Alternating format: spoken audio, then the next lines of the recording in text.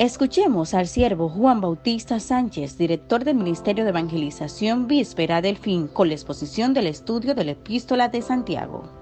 Hoy con el tema La parcialidad. Escuchemos.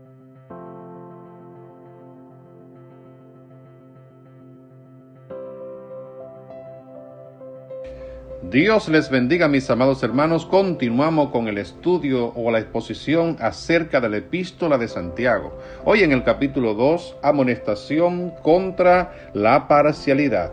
En los inicios del Evangelio, en la predicación de nuestro Señor Jesucristo y posteriormente por cada uno de los apóstoles, todavía existía la esclavitud. Cualquier persona podría tener en su casa a un esclavo o a un empleado, el cual pareciese como si fuese un esclavo. Por lo tanto, en aquel entonces habían diversas clases sociales, habían los ricos, habían los jornaleros y también existían los esclavos. Por lo tanto, en el Evangelio entraban tanto personas ricas, tanto personas jornaleras, pobres, y también existían esclavos.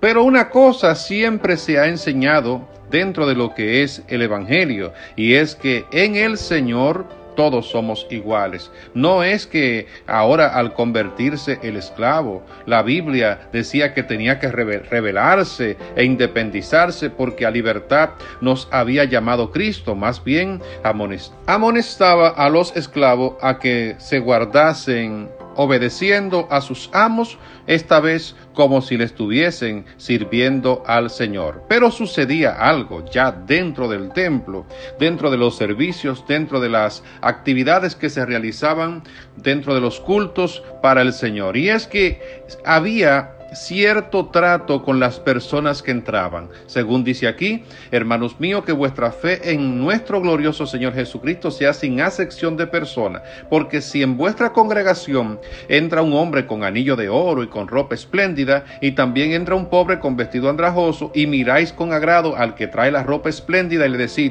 siéntate tú aquí en buen lugar, pero al pobre le decís: estate tú aquí en pie, o siéntate aquí bajo mi estrado. ¿No hacéis distinciones entre vosotros mismos y venid a ser jueces con malos pensamientos? Entonces Santiago tiene que estar instruyendo y amonestando sobre este aspecto. Es verdad que en las actividades sociales y religiosas de aquel entonces este era el proceder, e inclusive se le daba un trato muy especial a los fariseos, tanto así que la Biblia dice que esto amaban las salutaciones en las plazas y el que se les reconozcan como los rabí, como los maestros. Bueno, no está sucediendo hoy prácticamente similar con algunos siervos de Dios que se creen estrellas y que se creen ser los de la pleitesía y los del homenaje y del reconocimiento y el de subirlos a la cúspide o a la tarima para que todos puedan verlo. Bueno, ese caso se está dando también hoy en día. Pero vayamos al libro de Santiago. Santiago amonesta y dice: hermanos míos, oíd. ¿No ha elegido Dios a los pobres de este mundo para que seáis ricos en fe y herederos del reino que ha prometido a los que le aman? Pero vosotros habéis afrentado al pobre. ¿No os oprimen los ricos y no son ellos los mismos que os arrastran a los tribunales? ¿No blasfemaron ellos a vuestro nombre que fue invocado sobre vosotros? Si en verdad cumplid la ley real, conforme a las Escrituras, amarás a tu prójimo como a ti mismo, bien hacéis. Pero si hacéis acepción de persona, cometéis pecado y quedáis convictos por la ley como transgresores. En otras palabras, mis amados hermanos, en aquel entonces se hacían las acepciones de personas. ¿De qué manera? En el aspecto de ubicarlos en los asientos de acuerdo a cómo iban llegando, pero de acuerdo a su estatus social. Los asientos privilegiados para los ricos, para las personas adineradas, para las personas pudientes, para las personas de renombre en la sociedad, pero para los pobres, lamentablemente, los peores asientos: échate aquí, siéntate allá, quédate de pie. Pero no está hablando de personas inconversas, no está hablando de visitas, porque nosotros como creyentes debemos ser lo más gentil y lo más dispuesto para presentar nuestra buena atención a nuestros visitantes que asisten a los cultos, ya sean estos personas pudientes, ya sean estos pobres, menesterosos, no importa quiénes sean, porque para Dios todos somos iguales. Y cuando se trata de las personas que no conocen al Señor, creo que el privilegio deben de tenerlos ellos en nuestras congregaciones. Pero en los tiempos de Santiago parece ser como que se tomaba más en cuenta el estatus económico, financiero del creyente para darle oportunidad. Esperamos, mis amados hermanos, que esto no ocurra en las congregaciones de hoy en día. Nadie es mayor que nadie, porque usted pueda ofrendar más o porque pueda ofrendar menos, porque pueda dar para Dios o porque pueda dar menos.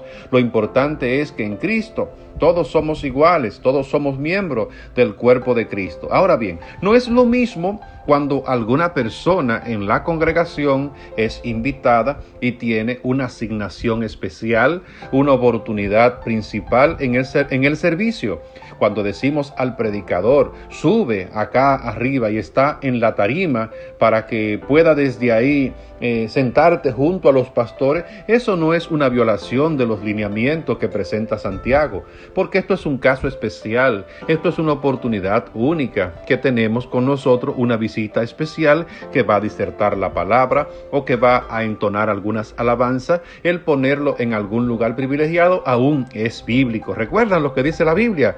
Que cuando llegues a un lugar, no te sientes en los lugares de adelante, en los lugares privilegiados. Siéntate detrás, pero para que cuando venga la persona que dirige, el anfitrión, pueda decirte, quítate de aquí y ven y siéntate allá en el lugar de privilegio. Pero qué difícil es sentarse en el lugar de privilegio y luego tengan que decirte, apéate de ahí, quítate de ahí, vete para acá abajo porque este lugar está reservado para una visita especial que tenemos. Así que no se viola ningún principio en tal aspecto. Ahora bien, hay algo que enfatiza también Santiago y dice que amarás a tu prójimo como a ti mismo. Quien lo haga, así cumple la ley real del Señor, porque realmente el amar al prójimo como a nosotros mismos, en eso se reduce toda la ley, porque el que ama al prójimo como a sí mismo, pues está amando a Dios también sobre todas las cosas. Pero si hacéis excepción de persona, cometéis pecado y quedáis convictos por la ley como transgresores. Esto sí es fuerte, hermano. Esto sí que es difícil. Hacer acepción de persona es cometer pecado. ¿Usted se ha preguntado esto alguna vez? ¿Ha cometido usted ese tipo de pecado? ¿Ha hecho usted esto sin darse cuenta? Pues fíjese que la Biblia está condenando la excepción de persona y lo está designando, llamando literalmente como un pecado. Hay un deseo de superioridad en cada uno de nosotros los seres humanos que se manifiesta de manera hasta involuntaria. Si alguien predica la palabra del Señor, nos preguntamos muchas veces, pero ¿por qué lo ponen a él? ¿Y por qué no me ponen a mí? ¿Por qué canta él si yo hasta canto mejor que él? ¿Por qué no me dan la oportunidad para dirigir si yo dirijo mejor que él? ¿Y por qué todo el tiempo predica el pastor cuando también habemos otros que predicamos? O sea, siempre hay una cuestión, siempre hay un cuestionar en tal sentido, porque nosotros nos creemos muchas veces que el mundo gira alrededor de nosotros y no alrededor de los demás. Si bien es cierto que hay que equilibrar las cosas y que hay que darle oportunidad a los hermanos de que puedan manifestar sus talentos y sus dones, pero el siervo de Dios, el profeta de Dios, no está perdiendo su tiempo en si a mí o a él le dan tal oportunidad. Simplemente estamos como los profetas del Antiguo Testamento, que si Dios nos manda, pues vamos, pero si no nos manda, mucho mejor, menos tenemos que hacer. Así que deberíamos tener una actitud en el cual podamos reconocer a cada uno de los demás y no pretender que somos los únicos que merecemos tal o cual atención. Pero vamos a hacer más énfasis acerca de la sección de personas, que usted y yo no cometamos ese pecado, porque dice la Biblia, porque cualquiera que guardase toda la ley pero ofende en un punto, se hace culpable de todo. Y esto es un duro revés para esas personas de hoy en día que quieren enseñar el tal judaísmo o el cristianismo mesiánico, porque quieren selectivamente guardar parte de la ley del Antiguo Testamento, pero no quieren guardar todas las cosas. Todas las personas que quieran vivir conforme a la ley siempre tendrán un fallo. Por ejemplo, es muy fácil para un religioso guardar el séptimo día, pero pregúntele a este religioso si guarda el año séptimo. El año séptimo, sí. La Biblia dice 6 años pondrás a trabajar la tierra, pero y 1 año la dejarás libre sin cultivar nada en ella, ¿verdad? Nadie cumple eso. Estamos hablando de la ley, ¿verdad? Pues la Biblia dice, conforme a la ley, que nadie puede vestir 2 tipos de tejido juntamente, o vestirá lino o vestirá lana. Entonces, si fuese conforme a la ley que viviésemos, la verdad, todos estamos en pecado, porque lamentablemente casi la mayoría de las ropas que utilizamos no son 100% de un solo tejido. Si usted chequea la contextura en la etiqueta de su vestimenta, dice tanto por ciento lino, tanto por ciento lana, tanto por ciento rayón, tanto por ciento tal. O sea que andamos en pecado cuando hubiésemos en pecado si viviésemos conforme a la ley. ¿Por qué? Porque el que guarda toda la ley pero ofende en un punto se hace deudor de ella. Sigue diciendo, porque el que dijo no cometerás adulterio también ha dicho no matarás. Ahora bien, si no cometes adulterio pero matas, ya te has hecho transgresor de la ley. Así hablad y así haced como los que habéis de ser juzgados por la ley de la libertad. Porque juicio sin misericordia se hará con aquel que no hiciere misericordia, y la misericordia triunfa sobre el juicio. Por eso es que la Biblia dice, la palabra del Señor, que no juzguemos. Mejor no juzguemos, hermano, para que no seamos juzgados. Aunque Juan 7:24 dice, no juzguéis según las apariencias, sino más bien juzgad conforme al justo juicio. Pero la pregunta es, ¿qué tipo de justicia tenemos nosotros para poder juzgar con justo juicio? Dejémosle los juicios al Señor, dejémosle la sentencia al Espíritu Santo, dejémosle a Dios allá en el tiempo del gran trono blanco que emita su consideración y sus juicios sobre las personas. En cuanto a nosotros como creyentes, en cuanto a nosotros como cristianos, lo que nos corresponde es hacer justicia, misericordia y mantenernos humildes delante del Señor, según le dijo Dios al pueblo a través del profeta Miqueas. Pero es importante saber lo que dice aquí, porque juicio sin misericordia se hará con aquel que no hiciere misericordia. O sea, que usted y yo, como creyente en Jesucristo, usted y yo, como cristianos actuales, usted y yo, como cristianos evangélicos, debemos mantener siempre más la misericordia que estar juzgando. Otra cosa muy importante, eso sucedía en los tiempos de Santiago, eso sucedía en los tiempos cuando él escribió la epístola, pero la pregunta es, ¿está sucediendo eso hoy en día en las iglesias en las que nosotros pertenecemos? ¿O está sucediendo eso en la sociedad o departamento que yo dirijo? ¿Está sucediendo eso en mi familia, en mi alrededor, con los míos o las personas con las que yo me relaciono? Quiera Dios que esto no esté ocurriendo en ninguna de las áreas mencionadas, porque Pablo también amonesta y dice, a muchos miembros que son indecorosos, los vestimos con más decoro. O sea, que sí se hacen acepción de personas, o sea, que sí se practica tal cosa, sea voluntaria o involuntariamente, esto se está practicando. Pero Dios nos amonesta a través de Santiago a que cambiemos esa forma de ser, a que cambiemos ese tipo de actitud y que no tomemos en cuenta a las personas por su estatus social ni por su estatus económico.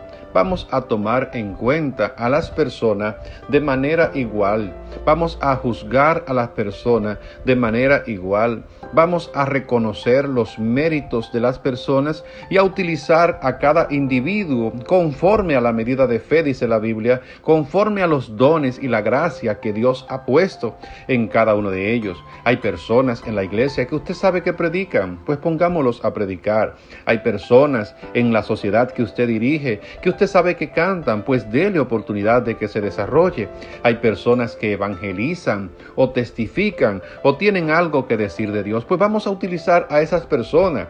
Es duro, es difícil saber que muchas veces hay personas en las iglesias que sí predican la palabra de Dios, que sí pueden dar un mensaje, pero solamente se utilizan como sustituto cuando no llegó el predicador invitado, cuando no llegó el gran fulano de tal, que todo el mundo lo conoce en las redes, que todo el mundo lo conoce en el ámbito de YouTube, que todo el mundo lo conoce en la televisión, pero ese día no vino, ese día por los compromisos no apareció, entonces vamos a darle la oportunidad a fulano. Y resulta que muchas veces Dios se glorificó más a través de fulano que aquella persona que es bastante conocido. Mis amados, la parcialidad no es para nosotros como cristianos. La parcialidad es para la gente del mundo. La parcialidad es para aquellas personas que no conocen a nuestro Señor Jesucristo.